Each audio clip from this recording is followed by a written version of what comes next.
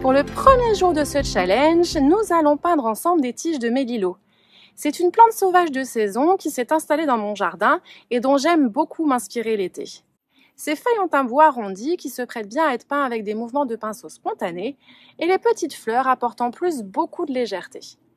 Pour cette composition, nous allons utiliser la transparence et ainsi superposer plusieurs tiges pour donner une impression de foisonnement et de profondeur. Allez, c'est parti! Comme matériel, vous allez avoir besoin d'une feuille de papier. C'est pas forcément nécessaire de la fixer sur un support. On va utiliser 2 pinceaux. Un pinceau moyen rond à pointe fine en taille 8 et un petit pinceau ovale. Si vous n'avez pas de pinceau ovale, c'est pas grave du tout. Il vous suffit d'utiliser soit le pinceau moyen en taille 8, soit un plus petit pour peindre les fleurs. On aura besoin d'un crayon à papier et de 3 couleurs. Un jaune de Naples, un vert olive et un vert de vessie. Alors pour commencer, ce qu'on va faire tout simplement, très légèrement, c'est venir tracer 3 lignes au crayon à papier pour nous guider.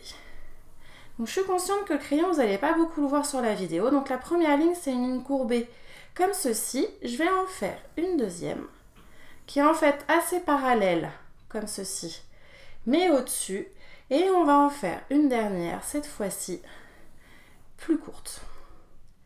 Ces lignes elles vont uniquement servir de guide, donc c'est pour ça que c'est bien de ne pas trop appuyer, comme ça vous serez sûr de pouvoir gommer le crayon à papier ensuite. On va utiliser la transparence et on va donc peindre cette composition en 2 couches. Ça veut dire qu'au tout début, c'est important d'utiliser des couleurs qui soient plutôt diluées. Donc j'ai commencé avec mon vert olive et vous voyez que je lui ai mis pas mal d'eau. Pour peindre les feuilles de mélilo, on va utiliser des mouvements point de pression. Donc c'est-à-dire qu'on pose la pointe du pinceau, hop, on appuie et on soulage sur place. Ça permet d'obtenir des bouts arrondis et on va toujours grouper ces feuilles par 3, comme ceci. Je vais donc en peindre plusieurs déjà répartis le long d'une des tiges. Là j'ai commencé par la tige du milieu et je vais donc faire ces groupes. Une feuille, 2 feuilles et 3 feuilles. Je continue avec mon vert olive comme ça et je les répartis autour de ma tige du milieu et je fais toujours 3 feuilles groupées. On va essayer de varier l'orientation, donc maintenant je vais en faire une qui descend ici un petit peu. Hop, je redilue mon vert et je fais un groupe. Vous pouvez aussi bien sûr essayer de varier la taille, c'est toujours intéressant que les feuilles ne soient pas toujours du même gabarit, qu'il y en ait des plus petites et des plus grandes. Ça permettra d'ajouter facilement du contraste à la composition. Je vais en faire une dernière ici, un petit peu au-dessus. 2 et une troisième. Et ce qu'on va faire maintenant, c'est qu'on va repasser sur la tige, donc avec tout simplement la pointe du pinceau. Je repasse sur ma ligne déjà au crayon de papier, ici jusqu'à la dernière feuille, c'est-à-dire ici. Et je viens ensuite connecter mes premières feuilles. Ici, tout simplement avec la pointe, je viens relier la tige aux feuilles. Des petites lignes fines. Et maintenant, ce qu'on va faire, c'est qu'on va ajouter des fleurs. Donc pour ça, on va changer de pinceau. Moi, je vais prendre mon pinceau ovale et mon jaune de Naples. Hop, et je vais déjà en ajouter, on va dire, une ici. Donc je vais faire des petites touches fines et de plus en plus larges en descendant. Des petites touches fines. Et je vais même d'ailleurs inverser. Hop, je n'ai pas fait de l'autre côté. Ici. Et je vais faire comme ça une petite fleur tout au bout de la tige. Donc la pointe. 1, 2, 3 petites touches vers le haut. 1, 2, 3. Et on va en faire des plus larges. Donc vous voyez, j'appuie plus sur mon pinceau. C'est le même principe si vous utilisez votre pinceau moyen à pointe fine. C'est faire des petites touches qui s'élargissent. Je vais reprendre maintenant le pinceau moyen et je repasse sur la ligne de crayon de papier, vous voyez ici, et je viens relier ma tige aux fleurs. On va rajouter comme ça du coup d'autres feuilles maintenant sur les autres tiges. Cette fois-ci, je vais prendre mon verre de vessie. Je vais commencer en haut et on va essayer de venir par endroits toucher les feuilles qu'on a déjà peintes pour que les couleurs fusionnent. Donc c'est maintenant exactement la même chose. Je viens faire des groupes de 3 feuilles en utilisant le mouvement point de pression. Je vais repasser tout de suite sur ma tige ici, ça me permettra de la visualiser. Donc les couleurs sont volontairement toujours très claires, n'oubliez pas, puisqu'on va ajouter ensuite une deuxième couche avec d'autres tiges. Donc on veut se ménager la place de les ajouter facilement. Donc pour bien réussir ce mouvement, n'hésitez pas à bien charger votre pinceau. Vous voyez que la peinture, elle se répartit mieux quand le pinceau est suffisamment chargé en liquide. Si vous êtes trop sec, entre guillemets, ça ne vous facilitera pas la tâche. Hop, ici, je vais en rajouter ici, comme ceci. Je vais en mettre ici. Et ensuite, je vais déjà repasser sur ma ligne au crayon de papier jusqu'à la feuille tout en haut. Je viens la relier, hop, ici. Je vais maintenant, comme tout à l'heure, ajouter les fleurs. Donc je reprends mon pinceau ovale, je vais faire une fleur déjà au bout. Donc comme tout à l'heure, hop, des petites touches vers le haut. Ensuite, je change l'orientation et je fais des petites touches vers le bas. Et ce que je vais faire, c'est que je vais aussi ajouter une petite fleur par ici. Donc sur le même principe, des petites touches. Je change, je les fais un peu plus vers le bas. Hop, maintenant je reprends l'autre pinceau. C'est pour ça que c'est aussi pratique quand on a deux pinceaux, c'est parce qu'au final, vous voyez que je ne les rince pas vraiment. Mon gros pinceau, il sert toujours pour le vert et mon pinceau ovale, il sert toujours pour le jaune. Ça me permet de pouvoir enchaîner rapidement et ainsi de faciliter les fusions. Donc on va terminer cette première couche. Hop là, je n'ai pas mis du tout assez de liquide. Je refais déjà mes groupes de feuilles. Ici, donc là elle sera plus courte, rappelez, ça arrêtait ici la troisième, donc ça va être vraiment rapide, juste quelques feuilles. Je vais même d'ailleurs en faire peut-être que deux comme ceci. Je repasse maintenant sur la tige avec la pointe du pinceau, hop, je viens ici, je viens en bas, je vais faire une fleur, toujours avec mon jaune de Naples, donc pareil, des petites touches. Je recharge mon pinceau, je fais plus de touches cette fois-ci en changeant de sens, comme ceci. Et je vais terminer avec la pointe de mon pinceau. Je vais venir relier et on va s'arrêter là pour cette première couche. On va laisser sécher complètement et ensuite on viendra ajouter des branches plus foncées par-dessus. Nous allons maintenant peindre une deuxième couche par-dessus la première en suivant exactement le même principe. C'est-à-dire qu'on va peindre des lignes courbes qui penchent vers le bas en ajoutant toujours ces groupes de feuilles et ces petites fleurs. La seule différence, c'est déjà qu'on ne va pas forcément dessiner. Je pense que cette fois-ci, on a quand même déjà un guide par rapport à la première couche. Après, à vous de voir si vous vous sentez plus à l'aise. Bien sûr, vous n'hésitez pas à rajouter des lignes. Et ce qui va être aussi important, c'est d'utiliser cette fois-ci des couleurs qui sont plus foncées. Donc de moins diluer vos verts que tout à l'heure. Donc je vais commencer avec mon vert olive. Et je vais lui ajouter des feuilles. Donc c'est le même principe, le mouvement. Point de pression. On fait des feuilles qui ont un bout arrondi et on les groupe par 3. Donc on va essayer de repasser forcément par-dessus ce qu'on avait peint tout à l'heure. Ici, je fais un groupe de 3. Si c'est pas assez foncé, je peux repasser. Et je vais peindre ma tige au fur et à mesure. Donc on va la faire partir à peu près du même endroit. Et si jamais ma feuille là comme ici penche trop vers le bas, ce que je fais, c'est que je rajoute une petite tige pour faire pencher ma feuille. Je pense que je vais ajouter tout de suite une petite fleur ici, là dans le petit trou. Hop. Donc je trace la tige, je vais à nouveau moi changer de pinceau, prendre celui-ci avec le jaune de Naples et comme tout à l'heure, on fait nos petites lignes, déjà un petit peu vers le haut.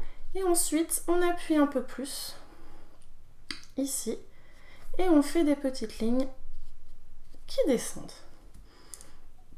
Là, je n'avais pas fait ma tige assez longue, donc je vais juste tout simplement la prolonger. Toujours avec ce vert olive, déjà, je vais venir ajouter. Donc on va casser le sens, mais je vais juste ajouter ici des petites feuilles. Ici. Et je prolonge ma tige. Hop. Tout simplement. Et on va finir cette tige-là. On va la faire descendre un petit peu plus. Pour changer, je vais prendre mon verre de vessie. Et je vais essayer déjà de faire des groupes de feuilles. Pas charger mon pinceau. Hop, un groupe de feuilles ici, plus petites. Comme ceci. Ce que je vais faire, c'est que je vais prolonger ma tige ici. Je vais continuer, ajouter ici. Tout simplement. Vous voyez que c'est la même chose que tout à l'heure. C'est pas plus complexe, c'est juste qu'on n'a pas dessiné. On va continuer, on va venir la faire descendre, on va dire jusqu'ici, une petite, là encore, un groupe de feuilles. Vous voyez comme les feuilles foncées, là, elles ressortent bien. Hein. C'est ça qui est sympa. Quand on joue avec la transparence, on va continuer maintenant avec une autre tige. Cette fois-ci, j'ai envie d'en faire une là qui tombe vers le bas, vraiment, ici. Donc je veille à ne pas trop diluer mon verre de vessie. Je vais commencer pareil avec ma tige, mais je vais la faire, hop, redescendre. N'oubliez pas que vous pouvez aussi toujours utiliser un pinceau fin. Si vous êtes plus à l'aise, c'est toujours à vous de voir. Donc là, je rajoute un nouveau groupe de 3 feuilles. Je reprends la tige de tout à l'heure et je rajoute une courbe. Cette couchée ne va pas être énorme hein, forcément parce qu'on ne veut pas non plus recouvrir tout ce qu'on avait fait tout à l'heure. On avait quand même bien travaillé déjà. Je vais ajouter toujours avec ce verre un petit groupe de feuilles. Pour le contraste, c'est vraiment important que toutes les feuilles ne soient pas de la même taille. Donc là, ma tige, elle partait d'ici. Je viens rejoindre. Et je vais la faire redescendre. Donc je vais continuer déjà à tracer la tige. Et je la fais descendre ici. Cette fois-ci, je vais venir ajouter une fleur. Ce qui est pratique quand on utilise aussi deux pinceaux, vous voyez, c'est qu'on ne le rince pas à chaque fois. J'ai un pinceau là qui me sert pour le jaune de Naples et j'ai mon gros pinceau qui me sert pour le vert. Donc j'ai fait ça. Là je vois que ça a vraiment beaucoup bavé dans ma fleur jaune. Donc je vais juste venir aspirer. Hop. Un peu de vert dans le jaune c'est bien, mais j'ai pas non plus envie de tout cacher quand même. J'étais assez contente de ce que j'avais peint. On va venir maintenant ajouter une tige là quand même un petit peu plus haut. Donc je reprends cette fois-ci mon vert olive. Hop, j'ai à nouveau fait tomber une petite goutte. Hop, je l'aspire tout de suite. Donc je regarde, j'aimerais bien mettre quelque chose là un peu ici, déjà. Comme ceci. Je vais rajouter une tige qui part de là, toujours avec la pointe légèrement. Et on va venir faire quelque chose qui vient fusionner un petit peu par ici. En fait, on s'adapte avec la couche qu'on avait fait tout à l'heure. On regarde un petit peu comment ça se présente, ce qu'on a envie de rajouter, et c'est elle qui nous aide à nous adapter. Là, je voudrais descendre aussi, faire un petit peu quelque chose qui vient par là, déjà. Donc toujours avec mon vert olive, je veille à bien charger mon pinceau, c'est ce qui m'aide à faire le mouvement point de pression jusqu'au bout. Et je rajoute ensuite une tige. Là on va essayer de casser quand même un petit peu. On va faire quelque chose, hop, qui vient ici. Toujours le mouvement point de pression, toujours de manière spontanée, comme ceci. On va descendre maintenant un peu plus, ici, qui n'est pas non plus ce trou tout vide, 3 feuilles toujours. Je regarde, là je pense que j'ai envie d'ajouter une nouvelle fleur, ici. Je rechange à nouveau de pinceau, reprendre le jaune de Naples, je fais le haut, vers le haut, vers le bas. J'ai pas assez chargé mon pinceau, pareil le jaune de Naples, il faut qu'il soit quand même pas trop dilué pour qu'il se voit. La pointe n'est pas bien passée, voilà comme ceci. À nouveau, je regarde ce que j'ai envie d'ajouter. Là, ça commence déjà à être pas mal rempli. Je pense que j'aimerais bien faire encore une feuille là qui descend. Donc je vais reprendre mon verre de vessie pour changer un petit peu, bien saturé. Et je vais faire à nouveau ici une petite feuille vers le bas, hop, comme ceci. Pareil, je regarde, on va en ajouter encore une vers le bas ici, en repassant sur celle de tout à l'heure, comme ceci. Ici. Et on commence quand même à être pas mal. Donc pareil, je passe toujours un petit peu de temps à regarder. C'est le moment de voir si ça me convient, si je veux mettre encore autre chose. Là, j'aimerais bien mettre un petit truc quand même par ici. À nouveau, jouer sur la transparence. Et essayer de casser un peu l'orientation. Hop, mon bout, il n'a pas bien appuyé. Pareil avec la pointe du pinceau. Je viens tracer. On va juste ajouter encore une dernière petite feuille en haut avec un verre de vessie à nouveau saturé. Hop, on va la faire ici. J'ai envie de densifier là un petit peu cette zone. Quick. Tout simplement. Comme ceci. Et là c'est pareil, on va ajouter ici toujours une dernière. Une petite, on va cette fois-ci lui faire une tige bien courbe, comme ceci. Et on va pouvoir laisser maintenant sécher et ajouter ensuite quelques nervures sur les feuilles. Pour terminer, on va juste mettre rapidement quelques nervures en plus sur certaines feuilles. C'est vraiment du détail, là c'est la toute fin. Donc cette fois-ci, j'ai pris un pinceau fin. Et ce que je vais faire, c'est que je vais venir tout simplement tracer une ligne fine au milieu et ajouter comme ça des petites nervures en plus. Et on va le faire uniquement par endroits. Donc prenez votre temps, quelques nervures par-ci par-là. Ça permettra à nouveau d'ajouter un peu plus de contraste à notre composition. Comme ceci. Là, je vais en mettre une sur la feuille du bas.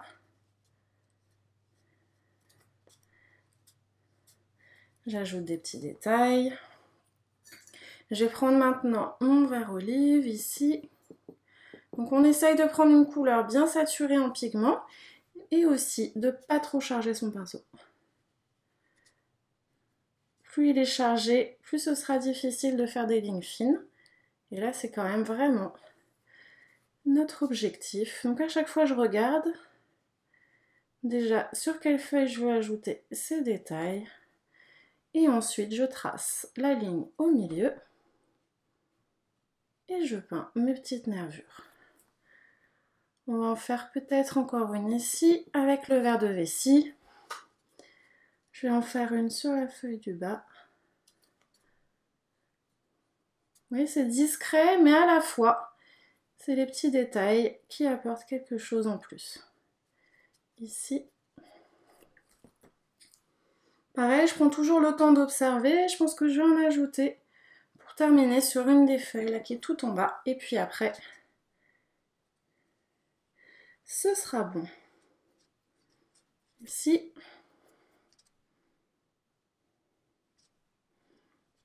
Et ici. Et notre composition est maintenant terminée. Après, c'est à vous de voir bien sûr si vous voulez ajouter un petit peu plus de détails. Chacun met la dose qu'il a envie pour obtenir un résultat qui lui plaît. Mais pensez que le but, c'est aussi pour obtenir du contraste, de ne pas en mettre partout.